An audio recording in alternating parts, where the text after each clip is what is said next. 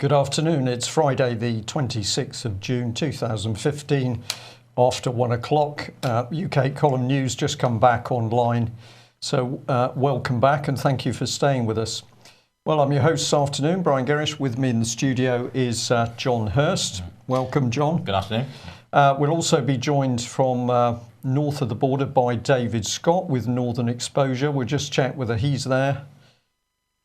Good afternoon, Brian. Yes, good afternoon to you. And what is the weather north of the border? Well, we were told that Tropical Storm Bill was going to come and be devastatingly wet, but in fact it's just slightly grey and slightly dreary. Yes, it does seem as though headlines are now sort of ramped up. So what used to be a storm in the old days has become a devastating tropical storm with a new name. Everything is hyped up. There's got to be a reason for this. Is it to unsettle the public, do you think? Well, I'm not sure, but I do know that what is now called a level 3 heatwave alert used to be called a lovely summer's day. Right, okay. Well, we thought we'd start off today with the situation in Greece, and we've chosen the report from the Daily Telegraph. We're very interested in this image. I'll come back onto that in a second. What does the Telegraph have to say? Greece talks to go down to the wire amid fears of imminent banking collapse. Now, this is a pretty heavy headline. I've just added to the image there, EU seen as it really is. Fascinating to see the European ring of stars faced by barbed wire. Certainly our belief, and that of many other people, is that the European Union is a dictatorship in the making. And of course, we know that when dictatorships get going, they're going to need plenty of barbed wire for the prison camps. We should also remember, of course, that to date, 18 years on, the European Union has still not achieved a fully audited set of accounts because no accounting company in the world will put its signature to what are commonly known to be fraudulent accounts. So it's remarkable that it's the European Union that is pressurising Greece. We are going to have a special report prepared immediately after the news. So you'll have to watch the UK Column website where we'll advertise this. But we felt the situation in Greece was so important. Mike Robinson is going to do a little 10-minute clip, which we'll notify viewers and listeners when that's ready via the website. But you were particularly interested in what was happening. What's your personal feelings at the moment, David? You have a lot of misinformation. There's a government in Greece who are incapable of addressing the real issues. The real issues are that the Greek public spending has gone way, way up. If it was sitting now where it was in 2002, there wouldn't be a deficit in Greece. They would actually have a small surplus. And the ability to pull in taxes has in fact declined during this period. Now, this has left them in a situation which is called being broke. It's not a liquidity crisis. They are bust. They cannot fund themselves. They cannot fund the promises they have made. Now, this has arisen from a lot of unfunded promises being made by politicians to buy votes during the good times, because you can promise all sorts of things during the good times. I mean, in this country, our government promises to bail out everybody with a bank account up to a maximum of £85,000 each. Right? There is no money for that. Right? They couldn't do it. It's a virtual guarantee, a virtual backstop. It's not real. It's just a promise. If it's ever called upon, then the country's bust. In Greece, this has happened. They've made promises to pensioners, to everybody and anybody. Vote for us. We'll see you all right. And they've been caught on it.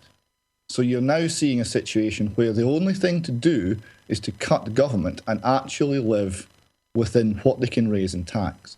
What the Greek government have offered to do is to go even harder at taxing the productive part of the economy. This will drive the productive part of the economy away. It'll increase unemployment. It will fail. And yet that's the plan. That's the official plan. Even Christine Lagarde at the IMF is not buying that. So we're not seeing any realism. And we're seeing an ongoing subsidy of everything that shouldn't be subsidised. And that's the problem, and it's going to get worse. And Greece will have to default, and it will have to go out of the euro. It's just a matter of time. Right. Well, of course, one of the things we could see, but we'll leave the wider discussion for that section with Mike Robinson after the news that we'll put together after the news. But what we can see is, of course, if Greece starts the tumble for a massive collapse of the banking structure, there is a useful scapegoat. The Greeks can be blamed for introducing the whole problem. So this is a complex situation that's coming to fruition at the moment, and it's going to be. It is important that we note that these debts were not really taken on by the Greek people. The Greek people are going to be forced to pay them. They were taken on by Greek politicians and by the banking system. And what needs to happen, really, is default. Greece needs to default. The debt can't be paid. The whole purpose of having a system where default is possible, where debts can be written down to their true economic value, is it allows people to start again. You can't make them debt slaves. Okay, thank you for that, David. Gentlemen on the message boards, remind us about Jubilee. There's ample precedent for that. It's been known for many years that compound interest leads to collapse. Time for Jubilee, I'd say. Time for a forgiving of debt. That's right. That's the technical name for it. Yes. Yeah. Okay. Well, of course, John, you've been pointing out just how corrupt the world financial system is, the British financial system. We'll just bring up front page from UK column here. We've got a new article which has just gone up: capitalisation, securitization, and fraud by mortgage lenders. Now, you've had a hand in this, but the evidence is absolutely there now that the whole of the financial system is corrupt. Or am I being a bit too? Well, it's a money generating exercise for a predatory power that's sitting on us like an octopus and sucking our lifeblood away. I'm not exaggerating. In the office here, we've had serious discussion about how to progress this information. We're the best one in the world. It's going to take 40 days for us to get our freedom of information requests in. What we're proposing is in about 2 months' time, at a location to be decided, probably around Bristol, we'll invite people to a workshop or seminar, and we'll pass on what we've learned. And we'll ask those who come to cascade the information further down the chain. It gives those who are in at the start an opportunity to get their claims in. And learn how to assist others. So we think that's the best way forward with circulating this information. Yeah, excellent. But we can clearly see that as real evidence, so we're talking court documentation, is now coming into the public domain, showing the criminal activity by the very large British and international banks. We're getting a real feel for where the power base is, which is causing the rest of the problems in UK and indeed worldwide. So stay with us as we start to unravel this, and John Hurst and many other good people out there producing really excellent work exposing the bankers. If there's a dictatorship coming, and we feel there is, of course, what do you need? And you need total government control of the press and media. So let's have a look at the latest David Cameron and Osborne scam to take control of the media. Image from some time ago, of course, pointing out that both of these two were members of the notorious Bullingdon Drinking Club. So we just remind ourselves of the quality of the politicians that we've got running the country at the moment. Bit of a Freudian slip there. Is it a country or is it a company? I think the latter. What have these two been up to? Well, the Mail here pushing out the headline, BBC Trust to be axed and its powers handed to Ofcom. Huge shake-up would mean corporation being government by external body for the first time in history. Now, if we just have a look at this headline, we were fascinated by the language being used. I'll just read that again. Huge shake-up would mean corporation being government by external body for the first time in history. It's this word, it doesn't seem to fit. You read it and you say, what are they really trying to say? Are they talking about governance, or are they saying the corporation is to be government? There's also a problem down here because it's talking about the BBC hopping. I think they mean hope, but it's very strange that in such an important headline we seem to have this rather lax language being used. Well, who's the person driving? Well, according to the Mail, it's Osborne. He's saying that basically the 600 million a year cost of free TV licences for the over 75s, that cost should be borne by the BBC. Bit more strange language here. The taxpayer foot the bilkie. We think that's the bill, but rather strange that this article is littered with mistakes. Typos, I'm sure, or is it? So we thought we'd delve into it a little bit deeper, because we think what's going on is Cameron is now making his move for total state control of the British press and media. Why do we think that? Well, here they are, the happy laughing couple. Of course, these are the men who control power because they are next to the bankers and controlling financial arrangements. So where does the law stand on this? Well, they're working on the fact that Ofcom was established by the Office of Communications Act 2002. So let's put in Ofcom. And let us also remember that Ofcom and ATVOD, regulating on-demand video, these two are closely tied. We'll see just how close in a minute. But they're also tied in with the British Board of Film Classification. How do we know this? Because they've got a signed memorandum of understanding between all three of them. So although ATVOD and Ofcom both claim to be independent, we don't think that word applies at all. Let's have a look over here, because we need to remind ourselves, of course, that David Cameron's chum Leveson, via the Common Purpose and the Media Standards Trust, was also trying to take control of Britain's press and media only months ago. Well, it gets better, because if we ask who appoints the chairman and the senior board members of Ofcom, well, that responsibility resides with the Secretary of State for Culture, Media and Support. Just happens to be another Tory chum, the Right Honourable John Whittingdale MP. So British Board of Film Classification, we say increasingly perverted, is producing increasingly perverted media for children and youth. So we're not too happy with that. But we're also going to remind people, of course, that it was ATVOD that went out of its way to close down the UK column because we were being too professional. So I'm not sure who would like to respond to that little analysis. I think we'll give it to you, David. Yes, well, to start with, it's almost a surprise that the government considers it necessary to do this, because I haven't seen the BBC being exactly a hotbed of anti-government information and original and free thinking. Quite the reverse. It's similar to the Federal Reserve in America on the financial side, that they always do what the government wants. And when challenged over this, a previous Fed chairman said, we have to do what the government wants, otherwise we lose our independence. So essentially that's the position the BBC are in. But independence in this regard doesn't mean independence to speak freely or to speak the truth to power. It means independence to have budgets and foreign travel and assorted freebies. It doesn't mean independence for anything that's for the good of the people. I agree, yeah. John? Yeah.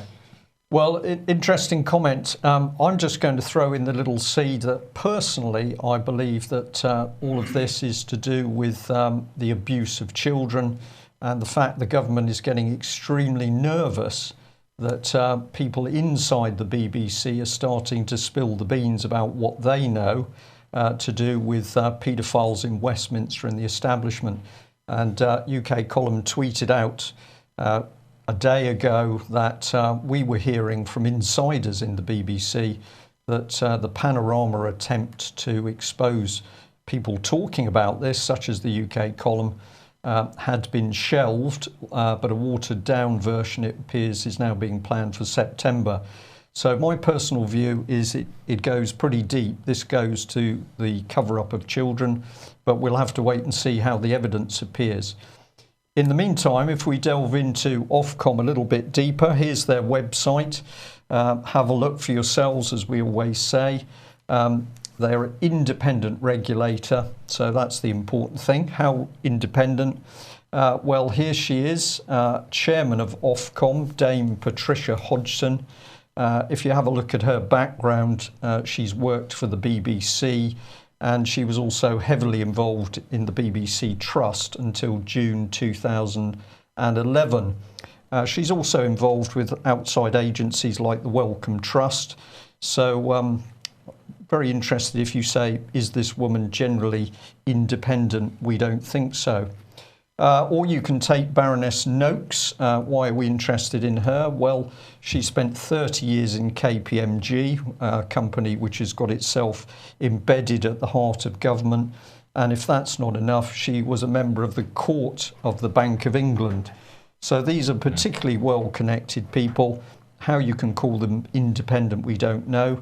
And I think this lady also says that she takes the Conservative whip.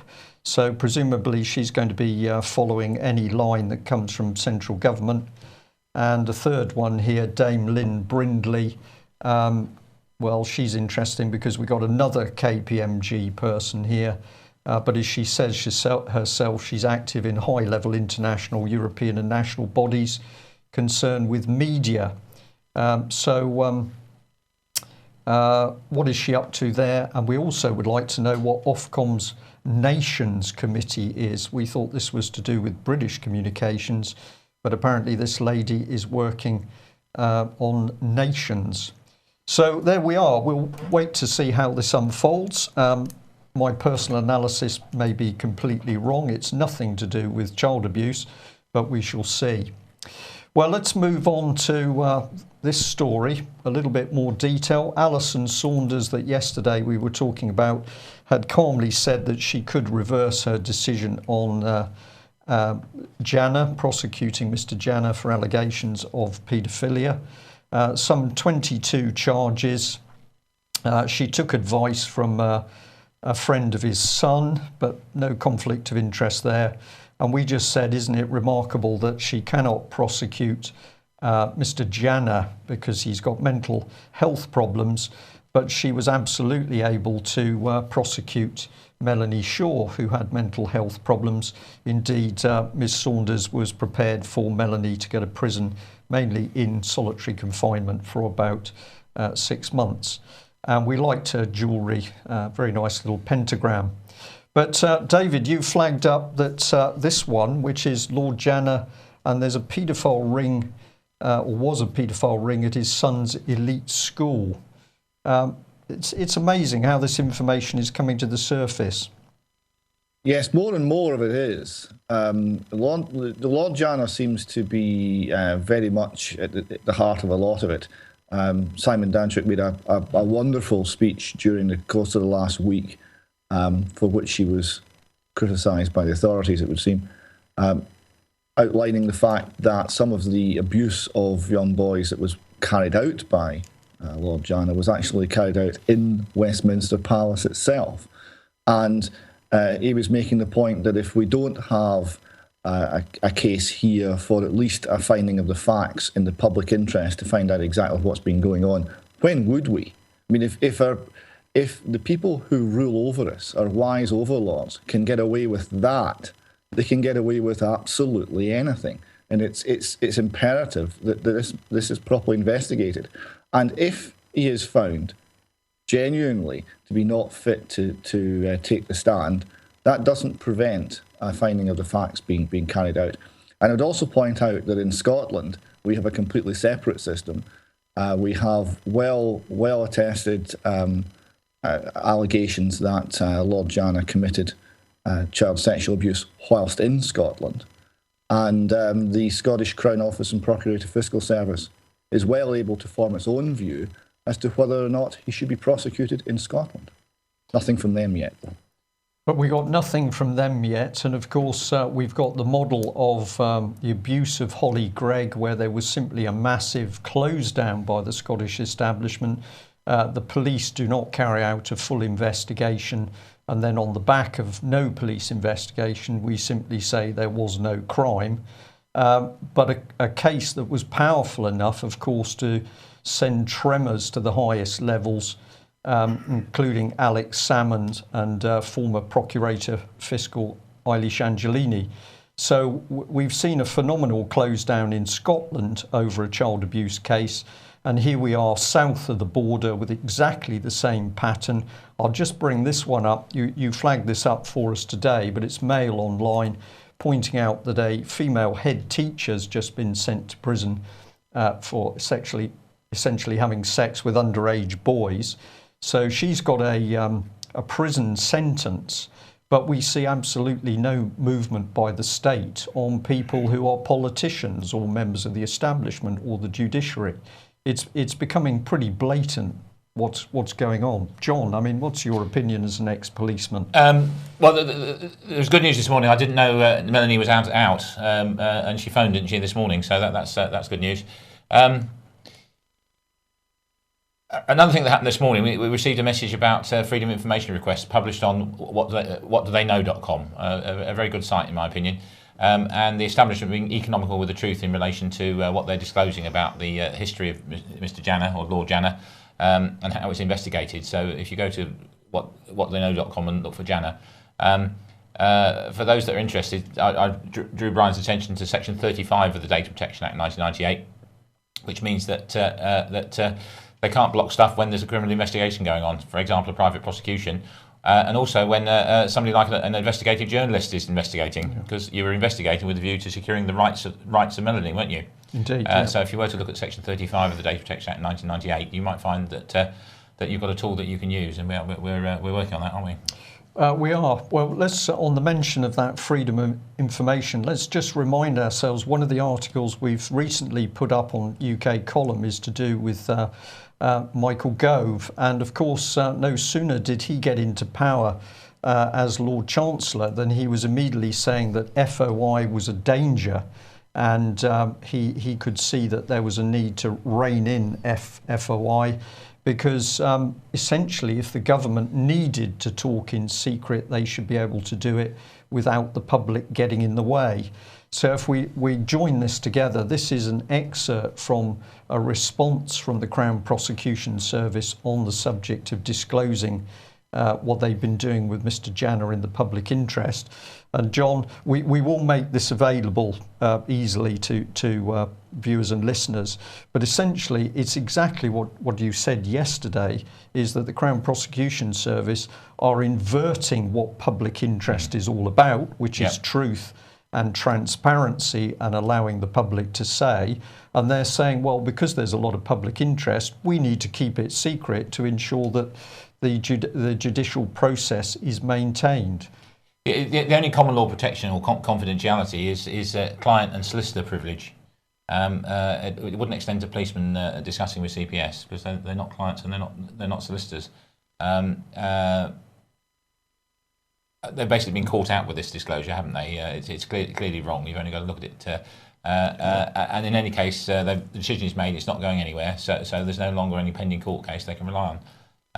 I submit that Section 35 means that we the public and we the investigating journalist are entitled to know this stuff. Okay, thank you for that, David. I don't know whether you want to reply to that. We were going to stay on the child abuse issue. I've got some material here on the named person scheme, which I know you're keen to comment on. Yes, the first thing from the head teacher there, the female head teacher, it does highlight the fact that despite what you would gather from some headlines in the press in the last week, not all paedophiles are men. In fact, quite large proportions are women. Holly Gregg named 23 people in the abuse ring that was using her. Many of them were women. Many of the leading personalities were women. So that bears out other evidence we've got from many sources that women are involved in this behaviour as well. One other point to note with respect to the named person scheme is if the named person scheme was in effect at the school where this woman was headmistress, she would have been the named person. So she would have a great deal of authority over family life and a great deal of information about every child under her, quote, care, unquote. And the obvious scope that would give her for additional abuse should give pause for thought to anyone who thinks that the state is always good, individual families are always wrong, we need the state to police family life for the benefit of the child, which is essentially the case being made by the government in Scotland for the named person scheme. And David, just before we went live and we were chatting, you said, and of course the thing is that if somebody discovers something wrong, they are going to go to the named person before the parents are involved. So the moment something happens, whether it is true or not, but it triggers a response, the first person who is told is the named person, and then parents are subsequently told, which of course immediately places the parents at an immense disadvantage. Parents may be subsequently told. It's up to the named person to decide whether or not they are. For example, the guidance is quite explicit that the named person has to record hearsay. They have to record gossip. So if there's gossip about a family, the named person will have a statutory duty to write this down and record it and assemble information about it. And they will do this without the parent having any knowledge of it or any right to reply or defend their reputation. In some cases, for example, if an underage child is involved or appears to be involved in sexual activity, which is a statutory crime and rape, then the named person will be informed. If this comes to the attention of the state, the named person will be informed, not the parents. The named person may inform the parents or may not, because they would have a duty of confidentiality to the child. And that seems to trump any duty to inform the parents. So it's clearly a situation where the state is taking the authoritative position, and families, mothers and fathers, are entirely secondary in this. A direct breach of natural justice, of course. First principle of natural justice, a person may know is accused and what he's accused of. And the second principle is he's entitled to answer it. Doesn't apply, does it? The concepts of justice are being discarded left, right and centre. And of course, the excuse for all of this is it's in the best interest of the child. We can't have justice because that might not be in the best interest of the child. We must protect the child at all costs. It trumps everything else. Okay. As though that were true. As though that discarding justice would in fact help the child. It is nonsense. It is simply something to get an emotional response so they can get this stuff through. It is not based on any rational analysis. It's not based on fact. It's also contrary to the principle that that duress, in other words, saving life and limb, doesn't trump treason. You can't justify treason on the basis of duress, and that's because treason is the head of all crimes. It's higher than murder even. So, a number of judgments on that. I'll look them up and I'll do a report. Okay. Well, we're certainly seeing something very dark, which is coming into Scotland rapidly. We've pointed out we can see similar sorts of things happening south of the border, but at the moment it's not quite where Scotland is. But you've raised this very interesting question here, David, as to how the Scottish Government treats the public by producing documentation on a very serious subject, as if presumably parents themselves are children. I'll just bring in page 2 of this leaflet, Easy Read Guide, Getting It Right for Every Child. Yes, this is a strange document. This was the document that was published by the Scottish Government at the recent event in Glasgow, where they had to pay parents to attend with a £25 voucher and free lunch. It's written in extremely simple language. It says an easy read guide, and apparently the reading age it's aimed at is a reading age of 7 years old. Now, it may well be that the idea here is you're making this accessible to all parents, including those with learning difficulties. I find this quite troubling because of all the parents who are likely to be targeted by this, of all the parents who are going to be disadvantaged, who are going to have unwanted state involvement, any with learning difficulties will be pretty much at the top of the list. We've seen this before, where state functionaries are coming in and deciding whether you're intelligent enough to be allowed to have a family, even though you've demonstrated that you can care for a child and love a child and raise a family. Well, what's your IQ? Should the state really allow you to do this? So on the one hand, the state is being prone to intervene and trample on the rights of people with learning difficulties. And on the other hand, they are putting out this document apparently for their assistance.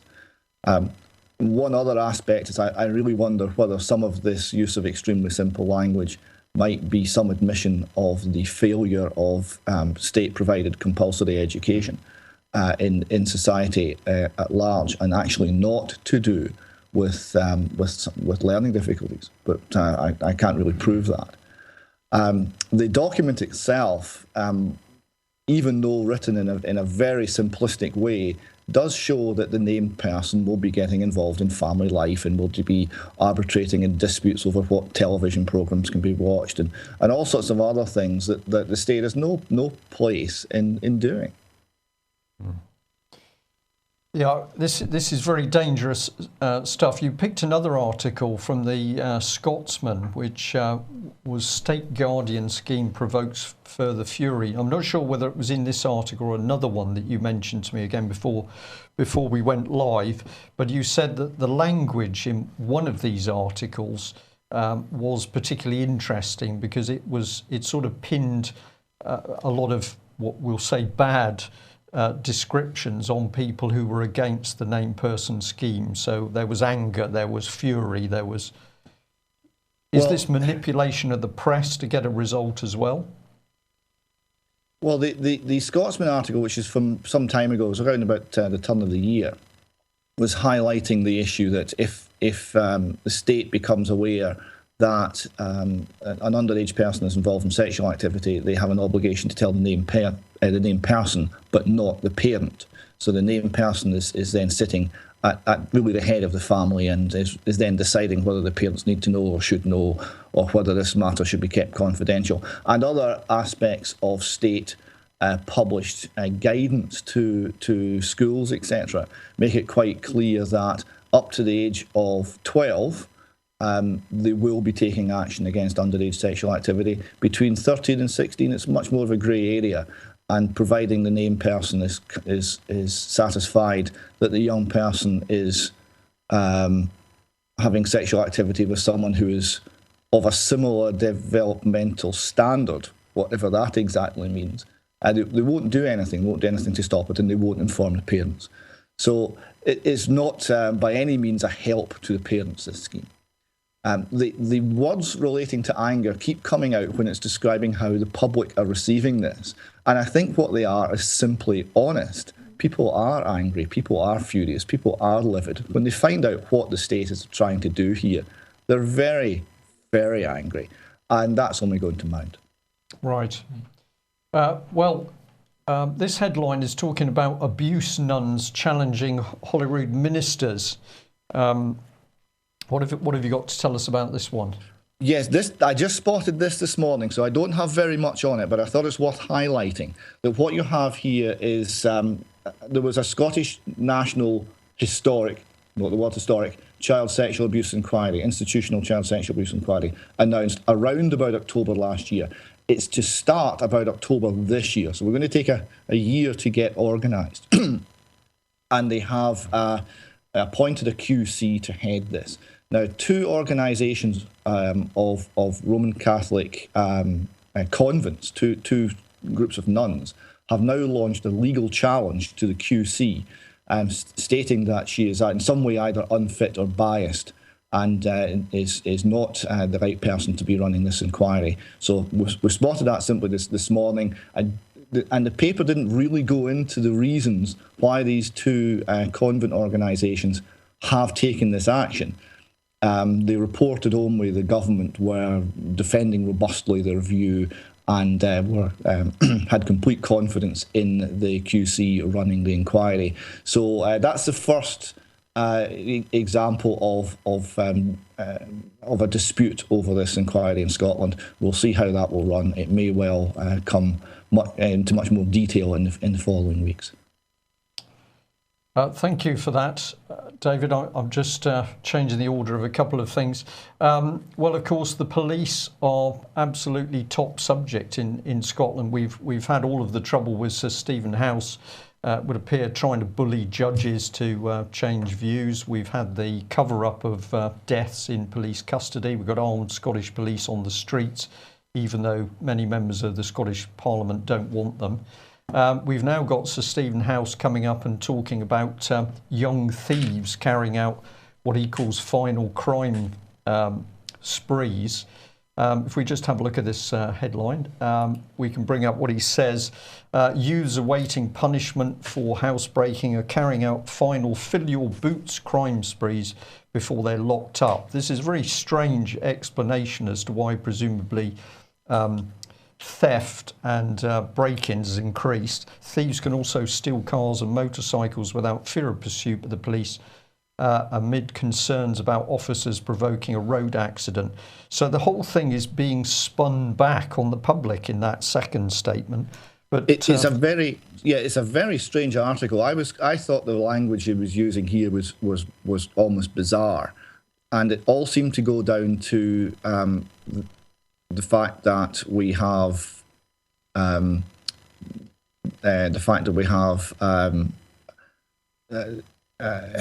too much protection against the police. We have too many requirements that they don't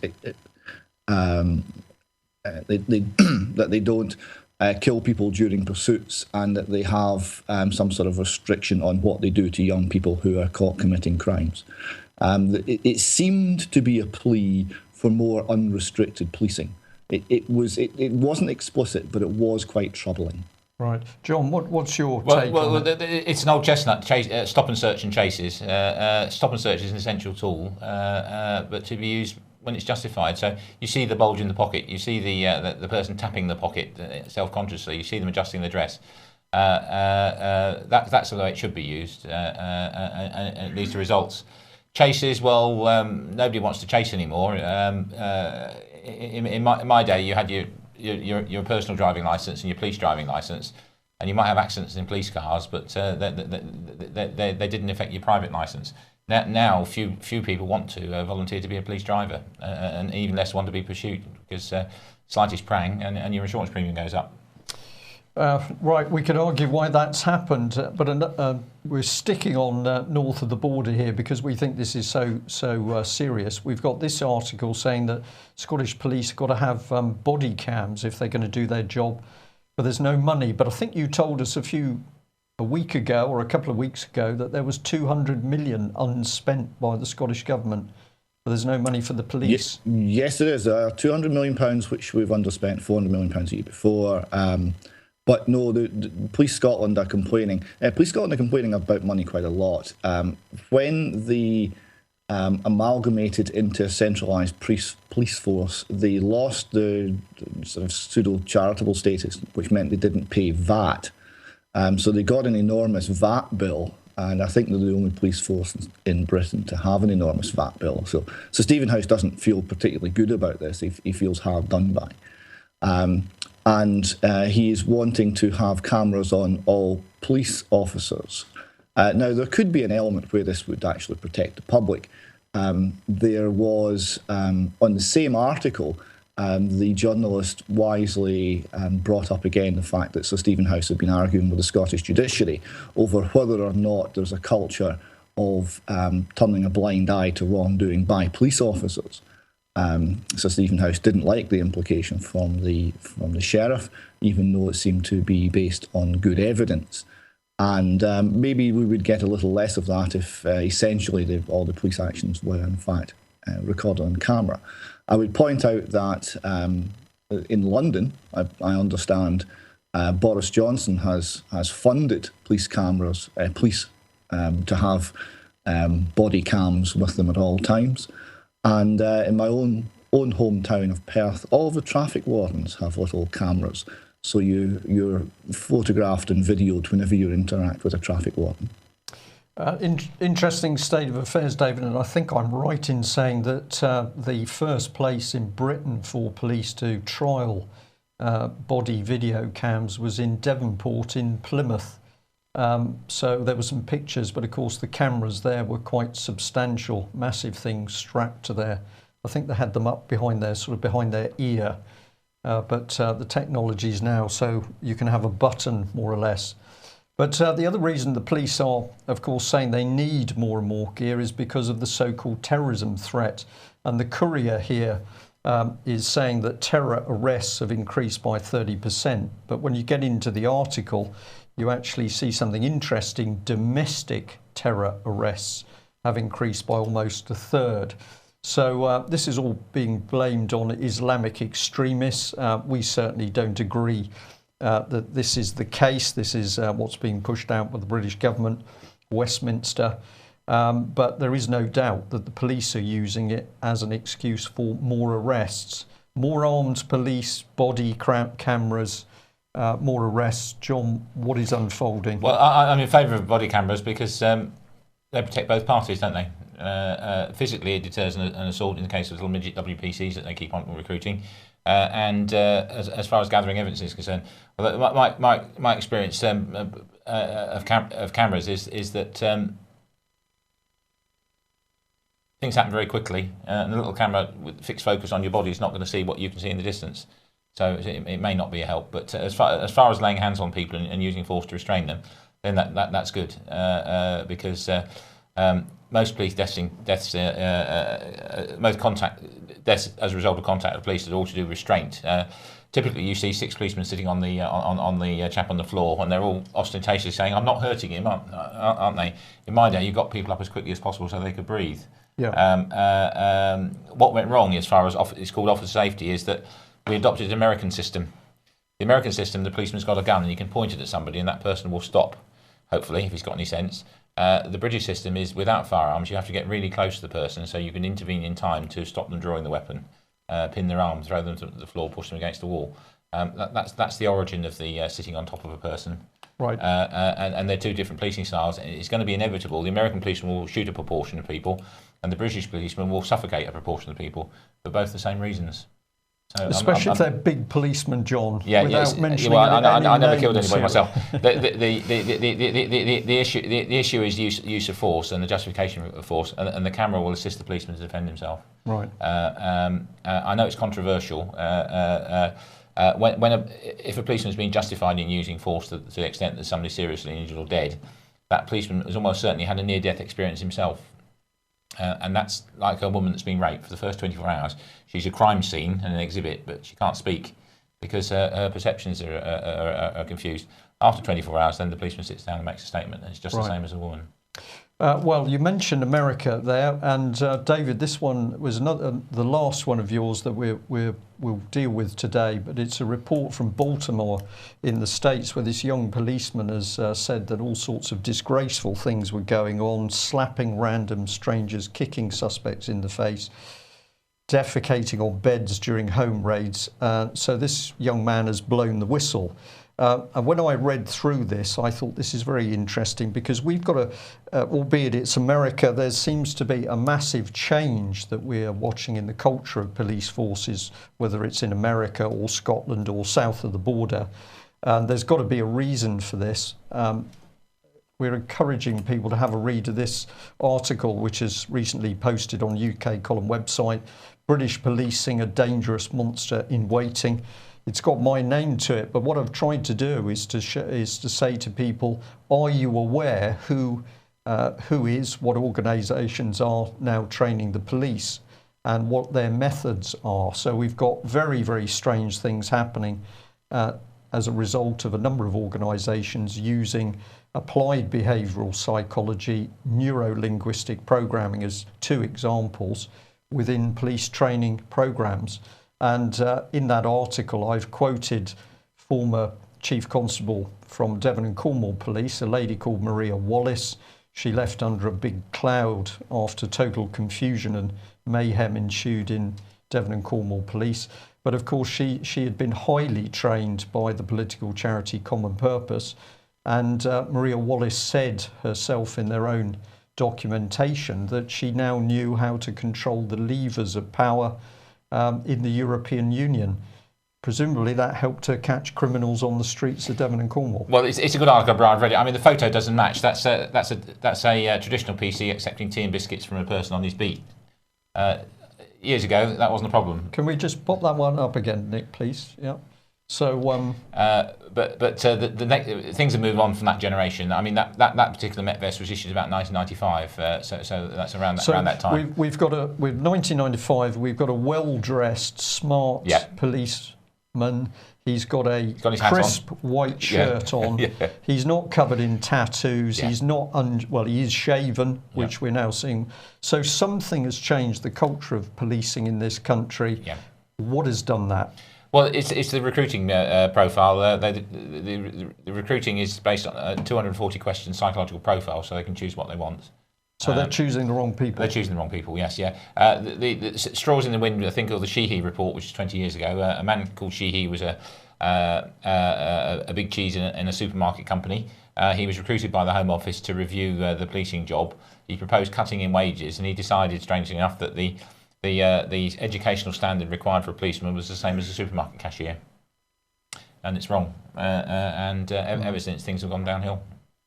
Okay. I see in America that a gentleman who applied for a job with the local police and was turned down on the basis that there was an intelligence test administered and he scored too highly on the intelligence test. And they said, we don't want your sort in our police force. He sued, being America, he sued for compensation.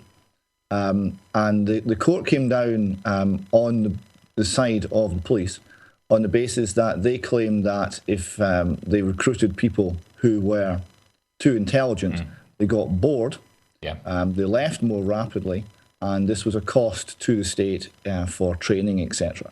So it was far better to only recruit less intelligent people. So that was explicitly the policy in America. And I would have thought that being a policeman requires a great deal of judgment, often in quite stressful and time-pressured situations. And although I'm sure there's many parts of the job which are incredibly dull, I don't really think that it's serving the nation to recruit anything other than the best people we can possibly attract. Well, that's right. It's like the armed forces not putting your best team forward. Special forces and that sort of thing are unpopular amongst the average infantry regiment, shall we say, because it lowers the standard. It's like putting women in the army. He said carefully, they're not your best team, and it's too serious to mess about with. Well, I'll just add to that, we should remember, of course, that it was David Cameron, as he came into power, said that he was going to introduce psychometric testing for anybody who was going to take a position of power within the Conservative Party. Was that psychometric testing in order to select essentially the wrong sort of people, low empathy people to govern us? I'll leave that as an open question. David, I'm going to thank you for joining us from north of the border. A closing comment on anything of your choice?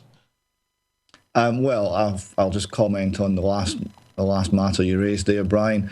I would suggest that there are forces which are intrinsic in democracy and in the system of government that we have, whereby people are selected on their ability to lie and cheat and generally promise things which are not deliverable in order to get into power. This pre-selects people on the wrong basis, and that as a result we have a political elite which are such that we would actually fare much better if we simply selected people at random from the phone book. Yes, and drag them to the Parliament even if they didn't want to go. Plato suggested that. My parting comment. There's been a mention on the message board about the Privy Council, and there's been a rise of the power and influence of the Privy Council. They generate statutory instruments, which are a lesser form of legislation, but is employed as if it were law by the rest of the system. And I think we need to address the Privy Council. You can tell somebody's a Privy Councillor, as I understand it, they've got Right Honourable before the name, and a number of commentators have observed that Parliament has basically been usurped. The reason MPs have got nothing to do is because the Privy Council have done it by the method of a statutory instrument, and it leads to a lot of the problems that we've discussed. Police recruiting is based on regulations, for example, not acts of Parliament. But there's a regulation as to who they recruit, and we've just observed what the problems are. Okay, well, we have to leave it there. David, thank you very much for joining us. John as well. Don't forget that at some stage later this afternoon, we'll have a little 10-minute video clip on financial matters with a focus on Greece. I'll be joined by Mike Robinson for that. And also in that little clip, we'll be mentioning the good work of British Constitution Group, Justin Walker in particular, who has been putting out some very, very good information about the Bradbury pound and what a reinstatement of the Bradbury pound could achieve for Britain. So watch the website. We'll be back on Monday, same time, 1 o'clock. Thank you very much for joining us. Bye-bye.